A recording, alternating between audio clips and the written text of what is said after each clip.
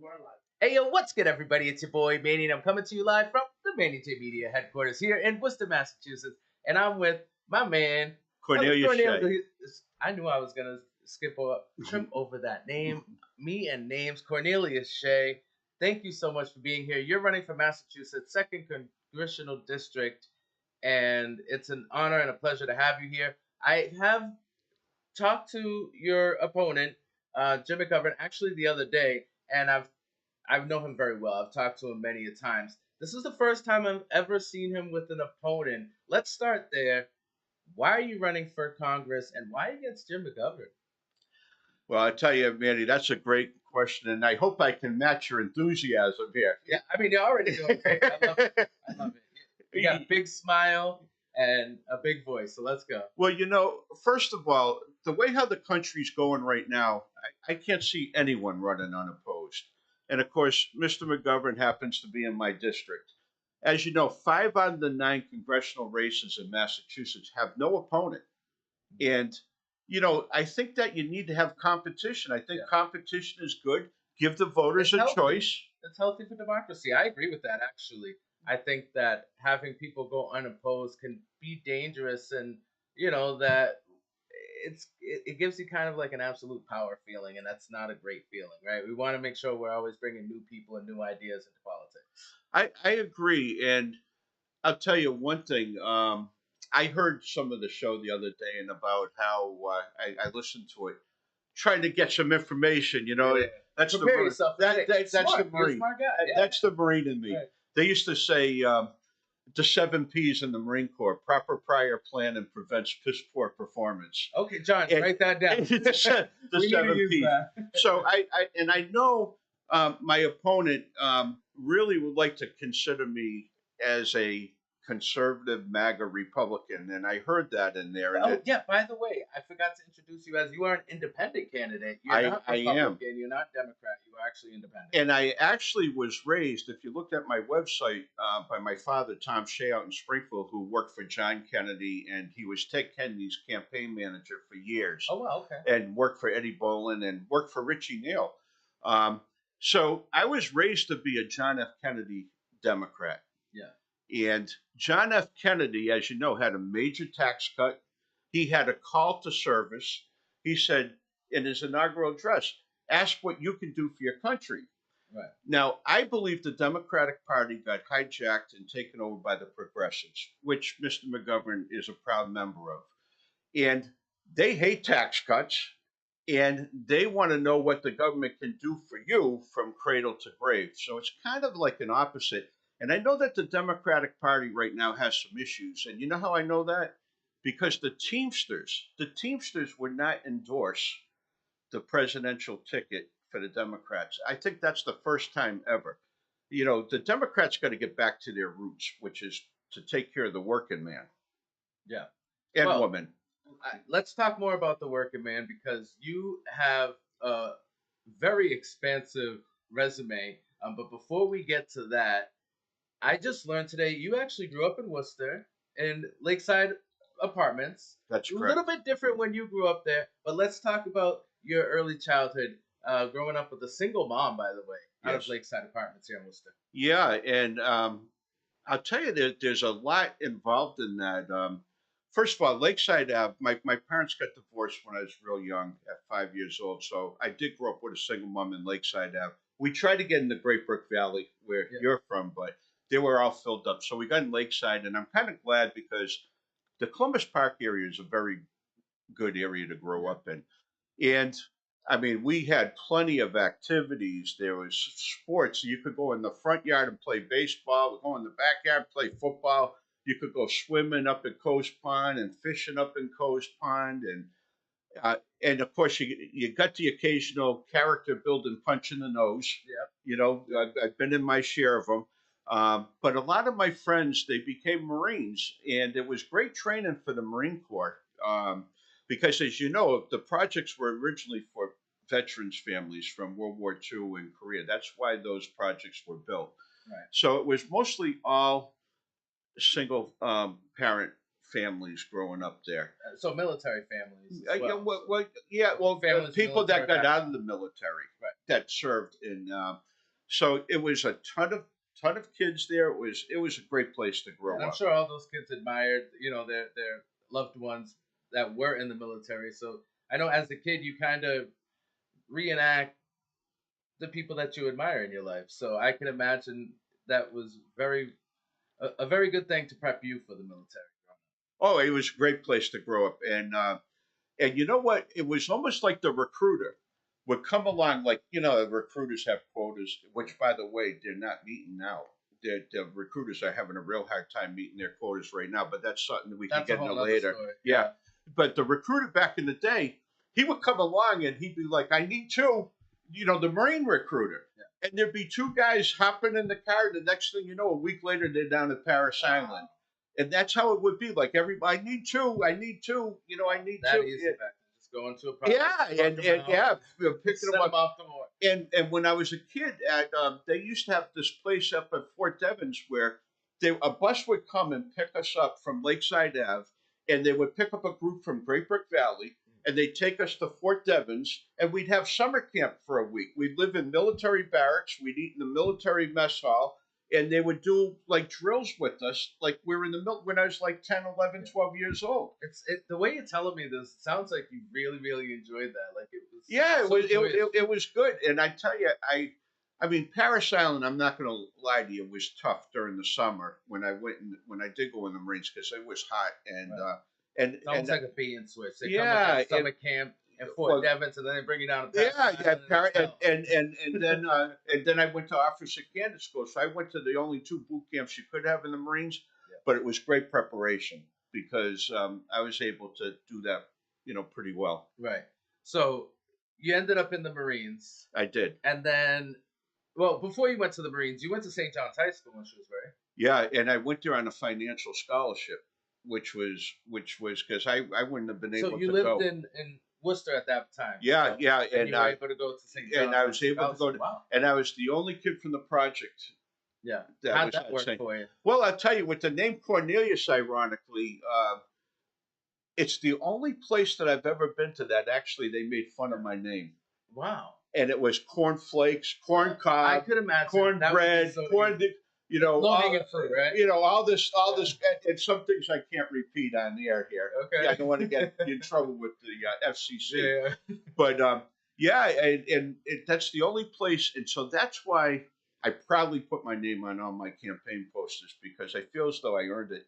And I got named after my uncle Cornelius, who I'm dedicating this campaign to, who I carry around a picture with him in my wallet. He ended up getting killed like a week after the picture was taken in a car crash, ironically on Christmas morning.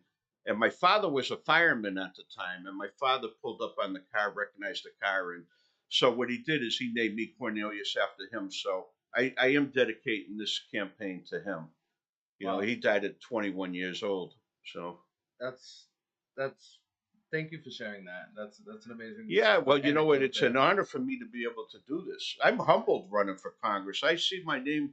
I have to get up every morning. I pinch myself. It's Yeah. like Am I really doing this? I can't believe I'm doing it. And then all of a sudden, the day just goes And you boom, make the boom, boom, immediate boom. tours. And Yeah, and then I know this I'm is back in it. completely different than your normal life. Yeah, and it's like the hardest I'm ever working, and I'm paying for the privilege. you know, Because I mean, you've worked pretty hard. You got your master's from Clark I did, and I University. got a master's degree from Fitchburg State as well, and I finished the Worcester Public School Education Administration cohort to be a principal. But I never wanted to be a principal because I wanted to work with the students. And you ended up working directly with the students. You were a teacher at St. Casimir's. Yes, And for those who don't know, St. Casimir's is an alternative school yes, here in the city of Worcester, kind of like your last stop education before you enter in other areas of exactly. And control, I guess you would say. and I tell you, I got along so well with the students because they knew my background and I knew their background, and I actually had students that grew up in the same apartment I Yeah, did at I Lakeside. wonder, did that make it easier for you to connect with those It students really did. and maybe probably save a lot of them students from not actually completing the educational journey? I tell you, I helped over 1,000 of the most at-risk students get their diploma, and I worked for Dr. O'Neill, who was a great coordinator. And in fact, Rocky Gonzalez, who I worked with for years, who's a big boxing instructor, he's Jermaine Ortiz's boxing Absolutely. coach, Shows and One he worked Productions. with Carlos Garcia at the Boys Club for years. He wants me to write a book Yeah. because we have so many amazing stories with these kids that we have a bond in, and it's like amazing because I can go anywhere in the city and I can run into people, and it's always like I can look them in the eye and know that I treated them fairly, and so I'm not worried about like I could go through Great Brook Valley and there could be a group of kids there, and probably And you two or have no three of them worries. were my no worries Yeah. because I always treated them fairly Right. and with respect, and the most loyal kids you'd ever want to meet. You know what I mean?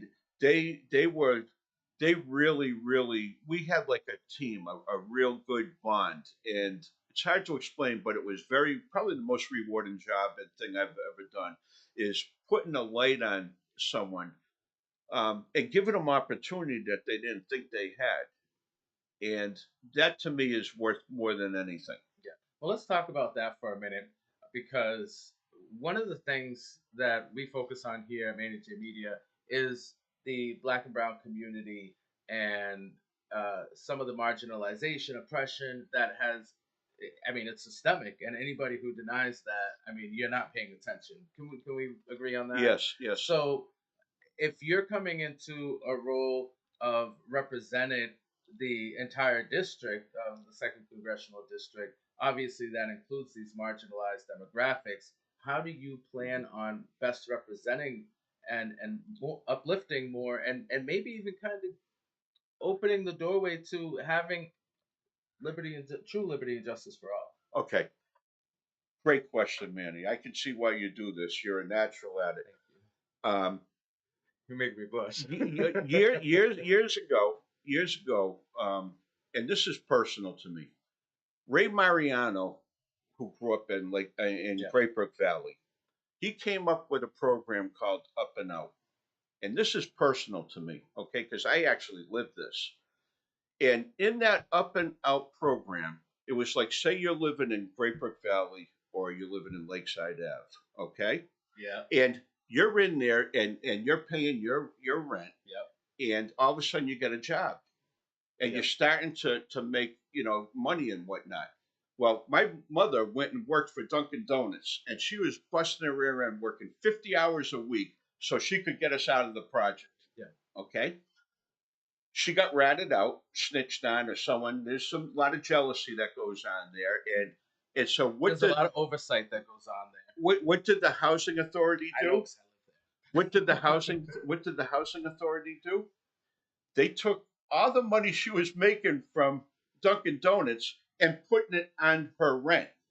there. Yep. So in other words, if we were paying, $80 a month for the rent and she was making 200 or whatever, all of a sudden the rent was up to $500-600, which it didn't make any sense for her to go to work. Well, Ray Mariano said what we would do is we would take that money and put it in escrow. And then when it's time for you to leave, we would give that money to you with interest and say, we wish you well and on your way to help them get a hold on life, right? Well, he presented that In theory. proposal. He proposed that to Jim McGovern, who nixed the program. Now I saw that and I said, only a kid that grew up in the project would come up with something like that because it was personal to me, and I thought I would do something like that to help people get a hold on life. That is something I would want to implement right away.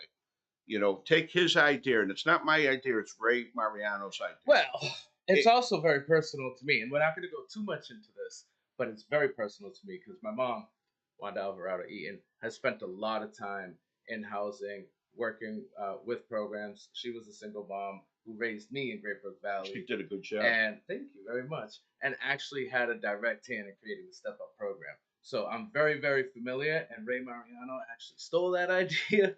I'm gonna be honest with you, and I'm gonna say this here and live because I have to. I have to do it for my mom. She worked too hard, and I watched her work hard. So I'm not saying that he didn't present the idea, I'm saying it was an idea that was standing, brought together by Okay. mothers in the community who wanted to see themselves and see their kids have a better life. Okay. So we're gonna leave it there. No, on no, that, no. I unless you wanted appreciate to that, say more about but no, no. It was just that it was presented, Yeah. and it was next. And I think Ray Mariano is the one that presented the program. Well, there's as a whole. absolutely a lot of politics behind it, and I think it's disgusting, to be honest, that we're using people's livelihoods Yes. for political gain, and that's exactly what happened there. And to talk about marginalized, what you said about what I would do, are you kidding me? Those kids were like my sons. Yeah. I'm going to do everything in my power to help people up and I and just out. want to say that I do receive your point, and the point being that you want to help these marginalized groups and basically help themselves out of their situation Yes. and have the true American dream. Instead of having them dependent upon government. Yeah. Because, as you know, which is also systemic, right? Right, it is. And I'll tell you, issue. I'm like myself and a good friend of mine were the only two kids that, when I grew up, that graduated from high school. You know, Yeah. and so I know exactly what you're saying, and it's about money. You got different opportunities. Just like if you're white and you're poor, money is definitely presents privilege. We'll talk more about everything we're talking. We're going to continue this conversation because I'm loving it, and I love your point of views as well. Right when we come back from just shouting out our amazing sponsors who, without, we just wouldn't be able to do this the way we do it. So thank you guys so much. John, go ahead, take it away, my man.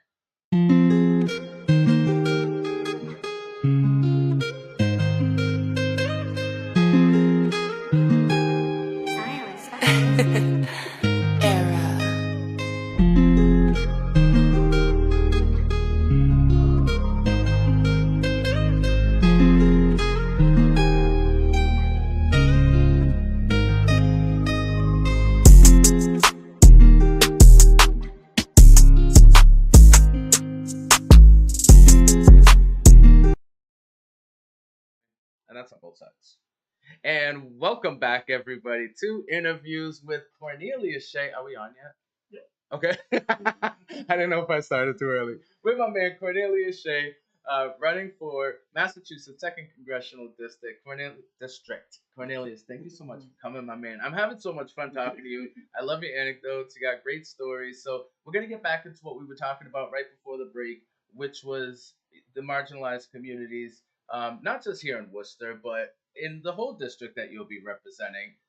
And essentially, what you were saying is you want to uplift these communities. You want these communities to be self-sufficient, independent, and really be able to achieve the American dream the same way you feel you have. Absolutely, and that's going to be one of my personal goals. I will not. One thing that I know, these kids right here, we had programs at the alternative schools where the kids would work during the summer and get a paycheck, and teaching them the dignity of work, and it's important. Giving them something to do. Yeah, giving them something to do, keeping them out of trouble. Yeah, very important. And a lot of those programs get nixed by the federal government. And it's like, those are the programs that we need. And whether it's a Democratic cause or a Republican cause, see, I'm going to put country over party. Yeah. And I think with my background, because my opponent, he's only been in government. That's all he knows. He's never worked a job outside of government. And I mean, I worked in the Marines, both as an enlisted Marine and an officer. I was a manager with AT&T when I first got out of the military active duty. And can I ask you a in question, New York, yes. So this is in all sincerity, I'm not even joking. You know that big AT&T building down on Main Street? Yes. Right? Have you ever been in there? I've never seen anyone come in or out of that building. I've never been in there. I worked for AT&T down in White Plains, New York. I had accounts in the tri-state area, building. And then in Boston, I worked in Boston, where I was a sales manager in Boston. I had a promotion opportunity. I met my wife. She didn't want to go, and so I became a school teacher. And smart idea. You chose the wife over the career. Yeah, so I'll tell you, so it's not easy to find real love out there. It gives me I was put on this earth to be a school teacher with the kids. the worst, the baddest kid with the worst reputation is the one that I like the most. Yeah, that was the one you were drawn to. That's probably the one who needed you the most too, And because a it's lot of times kids' behavior is because they're lacking something, mostly love and affection, nurturing, and you were there to pick up I that was like constant. I could tell you stories that we go all day. I was like their father, Yeah, and surrogate. yeah, surrogate father. I did, yeah, and it, it was more than a teacher student relation. I would have the kids all day long. You know what I mean? And especially because I did a few years in the BD room at Doherty and Worcester East Middle, and all the rest of the years I did at the alternative school. But when you spend all day long and you eat with them, you're the gym teacher because, quite frankly, a lot of teachers didn't want anything to do with my Yeah, students. They thought they were wild, but I mean, we used to have boxing classes with Rocky. We'd have the kids box. It saved so many problems, but we had to nix the boxing because they didn't want us to do that, they you didn't know. want you encouraging violence, But whatever. yeah, but the thing is, it prevented violence. And if we had problems in the room, It was structured we and would what great better release, right? what better guy than Rocky Gonzalez right there That's with what the he does. gloves and the headgear, and it was controlled and no one got hurt. And the thing is, if there was going to be a fight, they knew that they could box, and then And they shook hands at the end, and it was problem and it was a solved. great release of that pent up energy. Oh, it So was and unbelievable. that's one of the things that I think you were ahead of your time on, and that they're just figuring out now is things like ADHD and Yeah, OCD and all these things that people have inherently that yeah. they didn't know how to control. So sitting in a classroom with 30 other kids in front of a teacher who may not be as patient as someone like you who needs to be built for that type of thing. Yeah, I mean, how less than lucky are they to be able to have you in a place?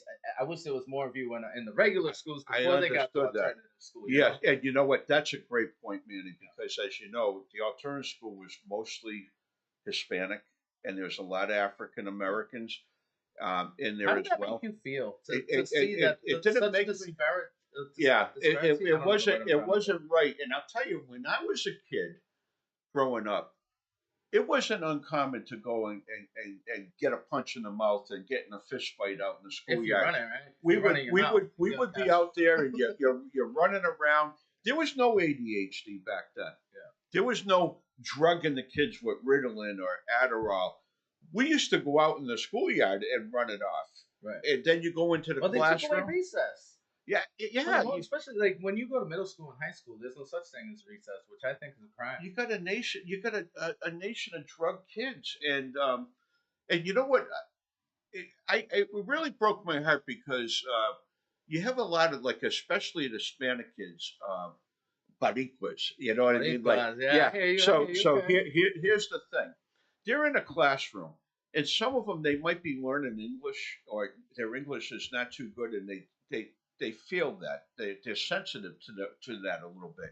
And you get a teacher that insists on them reading in front of the whole class. Right, Well, what happens is they get embarrassed. They would rather get kicked out of the classroom than to be embarrassed in front of their right. fellow Because they know they're students. gonna hear it all day long after that class. They're gonna be picked on and mocked and And belittled. I think that's why a lot of Hispanics in particular got put into these BD programs. That's my own thinking from experience. And that broke my heart because I used to, that was one of the things. I would take them aside after school hours or whatever, and I didn't need to get it paid any extra money for that. I'd stay after and have the kids read them with me. And you'd be amazed how the kids would want to do that. But they didn't want to do it in front of the whole classroom. Yeah. And I taught a lot of kids how to read in high school. You know what I mean? And it's just, it was like I said, Which it is was a another sad thing very because rewarding job why are kids in high school that don't know how to read? because they didn't want to be embarrassed. The way how when you Was put it a the kid, kids' fault, or was it the people who in charge of making sure they were supposed to learn how to read in elementary school? You know what I'm saying? And this is listen. I just want to say full love and adoration and respect to all our teachers out there because I know that it's a very hard job. That's why I'm not doing it. You don't get paid enough, and you're overworked. So I'm not necessarily blaming the individual teacher, but systemically, we can't Right. blame it on the kids, right? Right. You're right. And they do. And I'll tell you, it used to break my heart when kids would get labeled at an early age, because I'm going to confess something to you.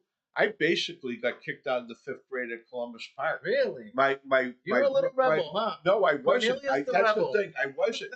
My brother in the eighth grade, he got sent to an alternative program, and because of my brother, and I mean, I was an altar boy. I had paper routes. I go into school a little disheveled and everything like this, and for some reason the teacher didn't like me. He moved my desk out in the hall. He was failing me. I said to my mother, I said, "Man, I got to get out of here. I mean, because of my brother or whatever. But I'm this isn't working for me." Right. So then I ended up going to the nuns, and I went to St. Peter's Grammar School. I used to walk to St. Peter's, and the nuns just took me under their wing. I couldn't do anything wrong. I went from couldn't do anything right to couldn't do anything wrong, and they're the ones that helped me get to St. John's. And then when I got to St. John's, I can remember my senior year at St. John's. I got called down by the guidance counselors, and they said, we have 99% of our students applied and accepted to college. You know why we're not at 100%? And I said, no. He says, because of you. You didn't Oh. apply. And I said, well, I don't have any money to go to college. College, no one in my family, my mom and dad didn't graduate high school. My dad quit in 1941 when Pearl Harbor happened, and he enlisted right in the military. Yeah. And so I was going to be going to the Marines for 4 years, become a firefighter, and I would have been happy doing that. And he says, "Oh no, you go out there, you pick 3 brochures, and we'll apply." And I ended up being the first one in my family to go to college. Wow! Congratulations. But I never got respect from my father for that. Deep down, he was probably proud, but he used to say to me, "Would you go to college to learn how to be stupid?"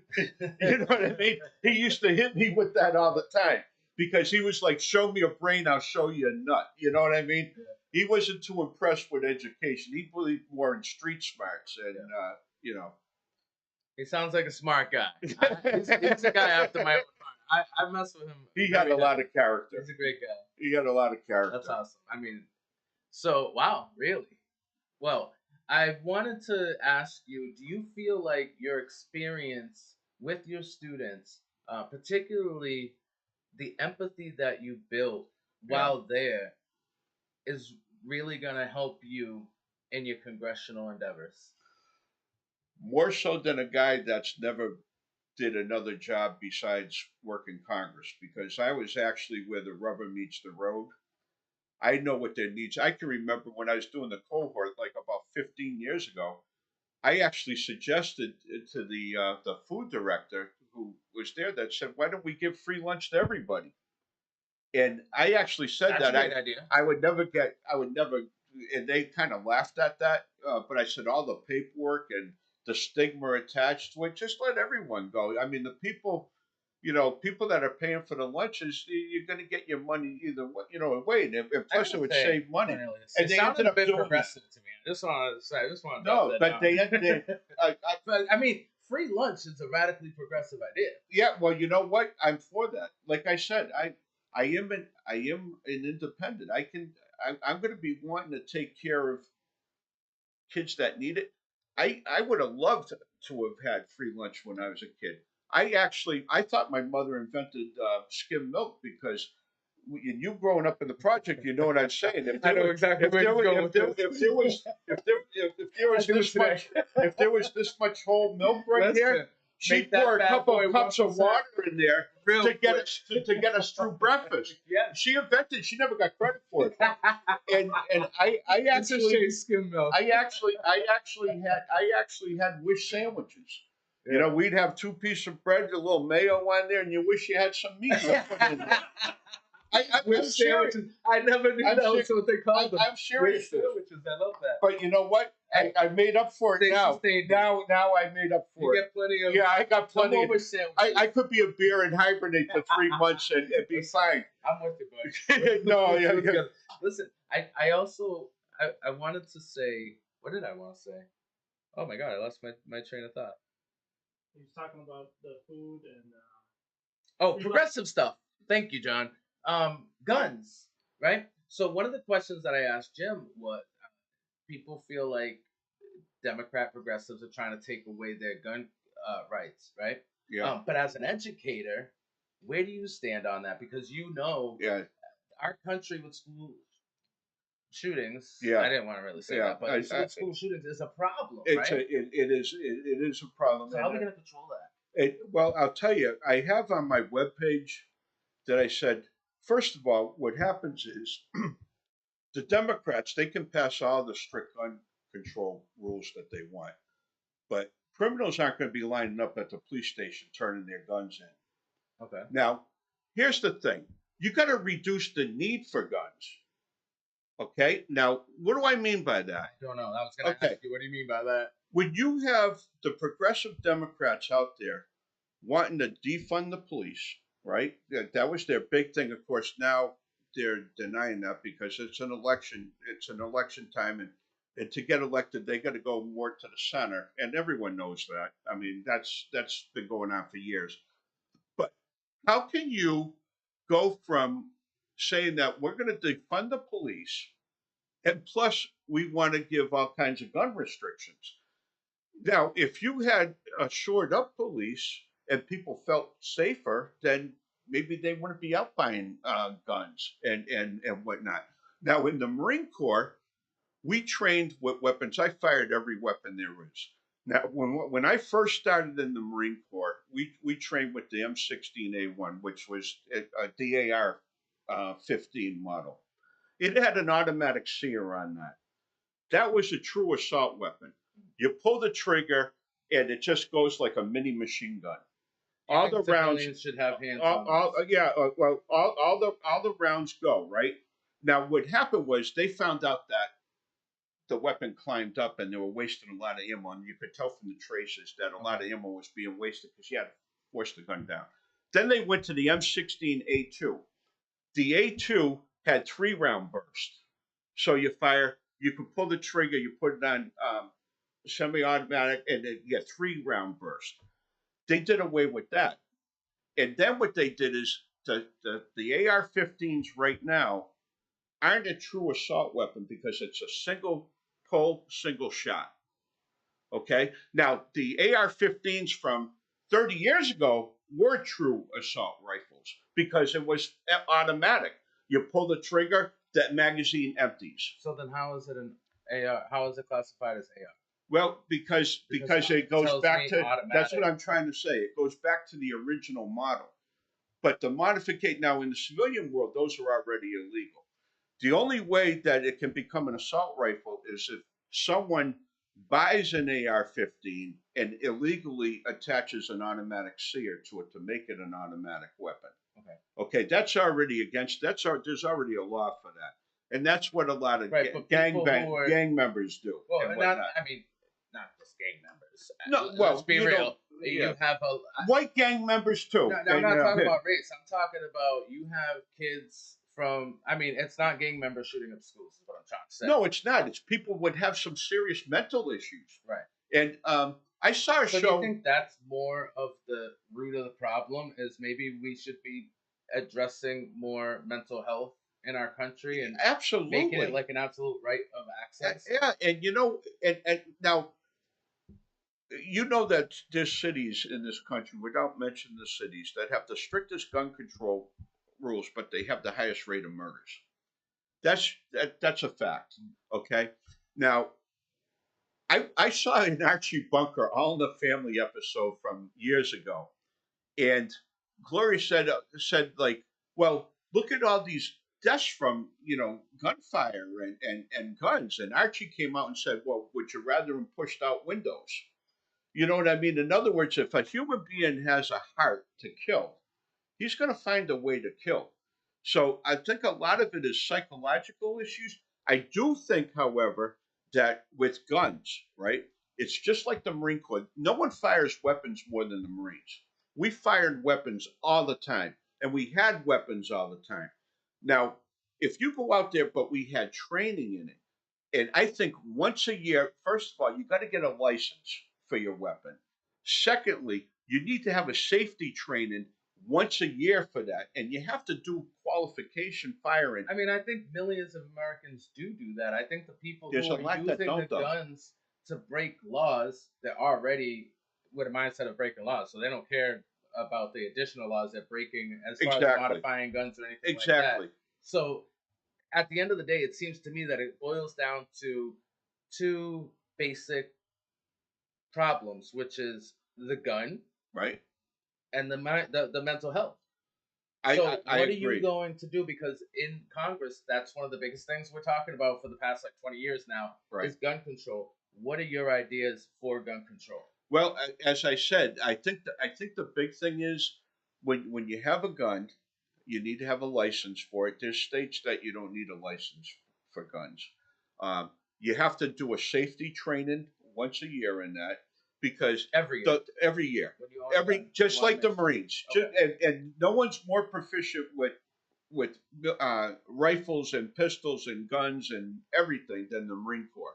I'll stand by that because I know what we had to do for training.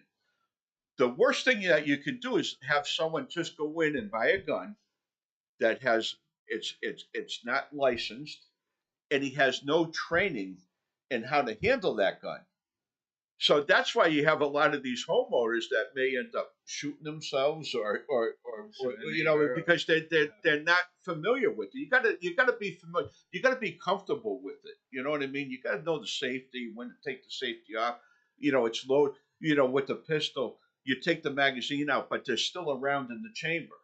You know what I mean? People have to know that, and you're not really taught that at first. All right. And then I we this flew by. I had so much fun talking to you. Maybe we could do it again sometime. That would be Absolutely. great. Anytime Especially, you hey, anytime you want. if you get elected, right, we're gonna have you back and talk about how that went. Uh, So before we go, I want you to be able to give a pitch to everybody out there, because a lot of the people watching are from Worcester, are in your district, and would be able to vote for you.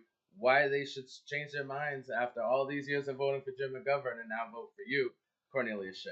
well, thank you. I think I'm going to bring some common sense down to Washington.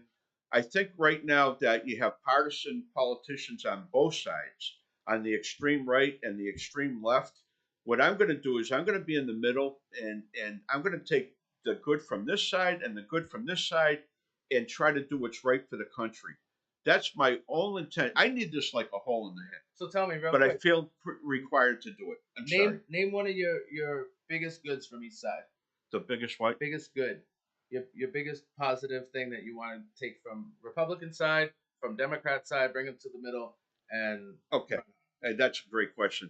Um, from President Trump's side, I would take his border security, his remain in Mexico, and finish building the wall because I've been all over the world protecting other countries' borders. Why not have our border protected as well? From Kamala Harris, two things I love about what she's doing is one, wanting to enhance microchip processing here in the United States to incentivize manufacturers to build our chips, so we don't have the problem that we have with cars and whatnot this past summer and 2 years. I also like her fact about providing home health care to elderly patients to keep them out of the nursing homes as long as possible and keep them in their house. I think those are great ideas. And and what we talked about earlier about the lunch for everyone yeah, and lunch feeding, for all. Yeah. what you told me was progressive. I'm gonna do what's right for the people. And I'm not gonna say, oh, a Democrat came up with that idea. I have to be in lock, stock, and barrel with the Democrat Party, and we're gonna nix that idea, even though it would be beneficial. Yeah. And on the other side too, and as a basically self-funded candidate, I'm not beholden to anybody, and they're going to be looking for me for my vote, kind of like Senator Manchin from West Virginia, how they're all courting him for his vote on issues because he's the key vote. They know that he'll consider at the very Yeah, least. that's what I'll do. I I mean, mean, he goes with them a lot, I'm but not going to be I'm not going to be lock, stock, and they'll know barrel. you'll consider.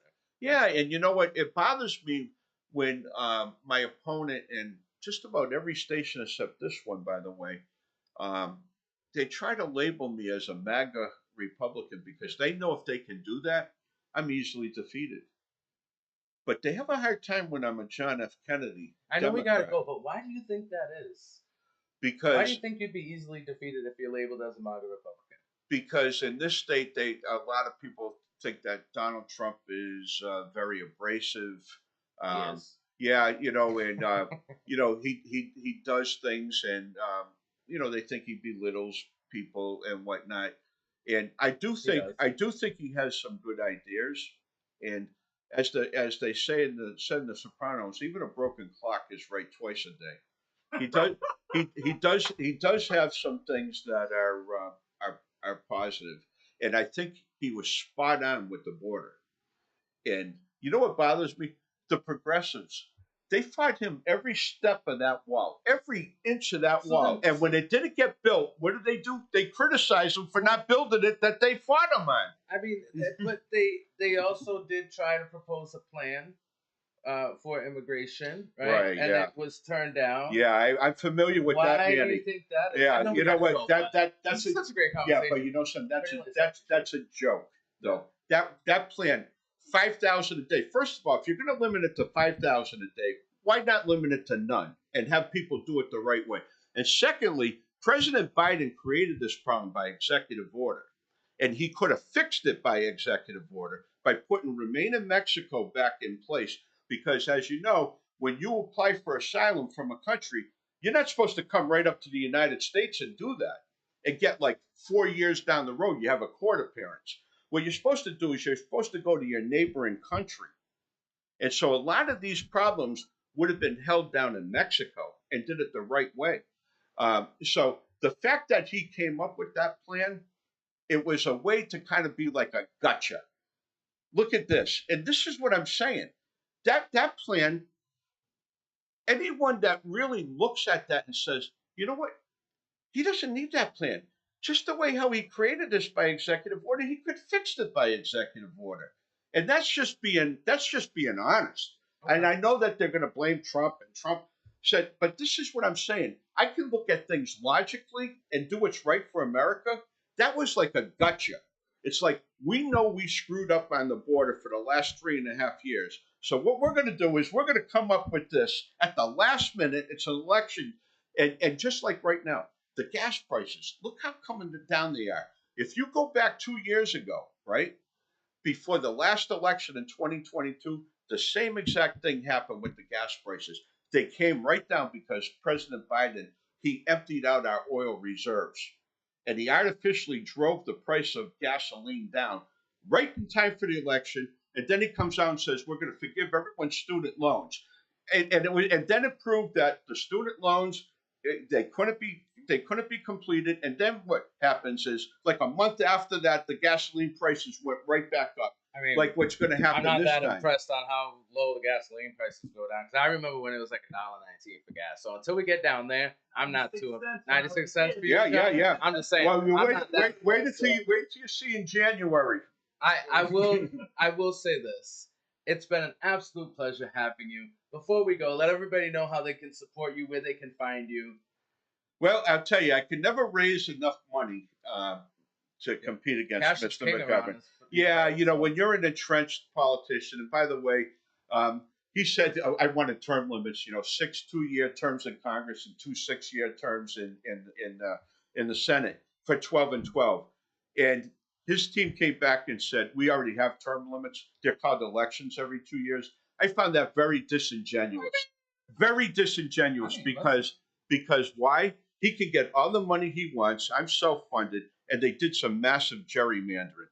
When Worcester's the bulk of the 2nd Congressional District, and you take away Oxford and Southbridge and Spencer and half of Webster and the Brookfields and Sturbridge because they're starting to vote conservative, and you give Northampton and Amherst and Hadley to this district, come on. And you know what? Term limits, please. They got this whole thing rigged. I mean, that's politics. So, yeah, but it's rigged. Where can they find you, my friend? Oh, SheaForCongress.com. And I'll tell you what, take a look at me because I'm trying to do the right thing here. like I said, I need this like a hole in the head. I should be home retired drinking beer.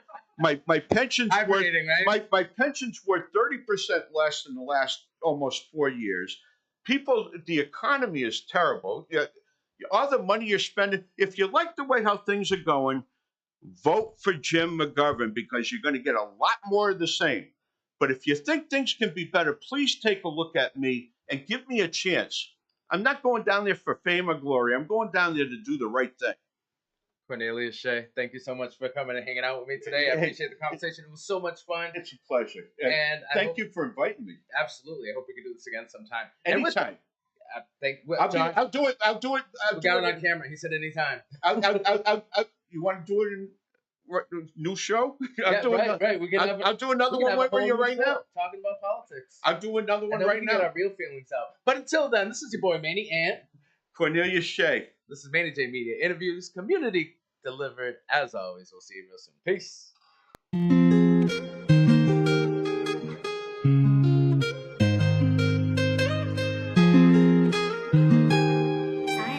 Silence.